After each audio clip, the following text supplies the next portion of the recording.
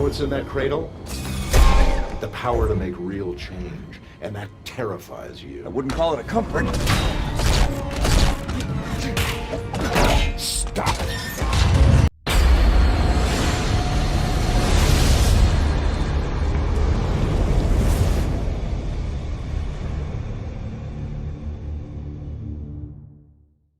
What's up, legend? It's Sherman here from Geek Psychology, helping you find your true character and level it up so you can play nice, better, love life, and I help geeks, gamers, and creatives to have more confidence and motivation. And in this video, I want to talk about introverted sensing just a little bit, and I want to give a little explanation using CAP, the ISFJ. He leads with introverted sensing, this stabilizing guardian aspect. And so it's not that change is scary. Let me kind of rewind a little bit. Introverted sensing is a way of perceiving the world, of learning, gathering information based off your senses. Simple enough, right? And introversion kind of brings it inward to the subjective experience. And that means that it's collecting these experiences that you had, reviewing them, recalling them, going into reverie, and then comparing those to what's happening now. It helps to stabilize the understanding of what is going on. It helps you take those lessons from the past, and it helps you also kind of understand who you are based on your past experiences.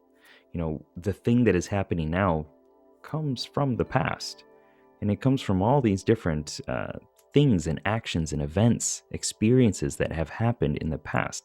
And so you can know a lot about a person, a place, a thing by looking into the past and where it came from.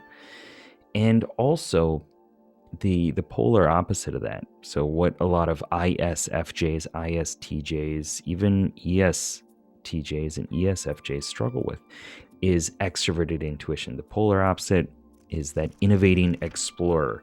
The pattern connecting, push the red button, shake things up, throw a bomb into the mix and see what happens. Like I'm just gonna do something and see what emerges, because that's how I understand all these patterns. That's how I understand how these things are connected. I've been told don't call it chaotic. That's how I see it, but it's about changing things.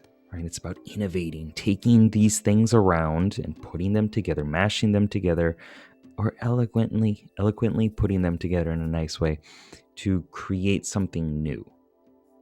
Okay?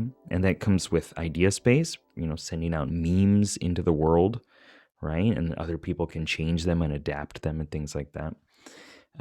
Or, going to another country, going to a new city, or for the ISFJs, ISTJs, it's usually going through like, I'm going to explore this niche, this zone, my city, whatever it is, and try to flesh it out by exploring all the possibilities within there, because that's the safer route. And so the thing that scares ISFJs and ISTJs is not necessarily change itself, although that leads to catastrophizing. You're like, well, what am I going to do in this situation? But also, if you put an ISFJ or ISTJ in a new context that they've never been to before, they're not always going to just be freaked out like a lot of people imagine, right? They're going to be like, oh, this is the context, this is the situation, the environment. Let me kind of like piece it together and see what this is doing and what can I pull from my past, because sometimes there's nothing. You have no reference in the past. And in those times, ISFJs, ISTJs can be really kind of just low key and chill and just like, we'll figure it out. I don't really know, right? But the idea that change is the problem, it doesn't quite match up all the time. It's not that change itself is the problem. It's that that whole recalling and piecing together all these things can be the problem. Like, well, what if what if everything changes? Then we have no stability. We have nothing to judge, nothing to base our reference on. And that can go both ways. That can be a good thing, that can be a bad thing. I think Cap is, he's very, very much attached to the past, right? And he's thrown into this new context, trying to figure out and understand the world and himself and what happened and all these other things, right? And of course, he gets caught up to speed, and he has all these past references, and he's connecting them with his extroverted intuition as well, and comparing things from what's happening now to what happened in the past. But it's not just change itself that's the issue. It's the time and the energy that is required to connect those dots internally. And that is something that introverts cannot really do on the fly, right? That's why we get drained. That's why we get tired a lot of times. That's why we're just like, I just need to go be by myself or do the thing that I understand, that I've done before, because all this new stimulation, all these things that happen when change gets thrown into the mix, that requires reprocessing.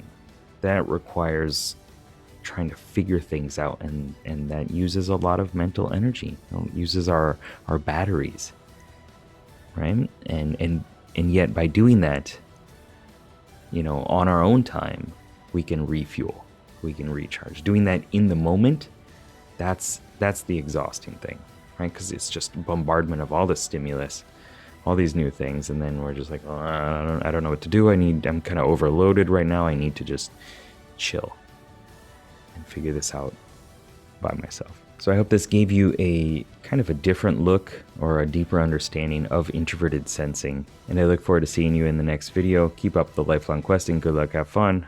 Peace.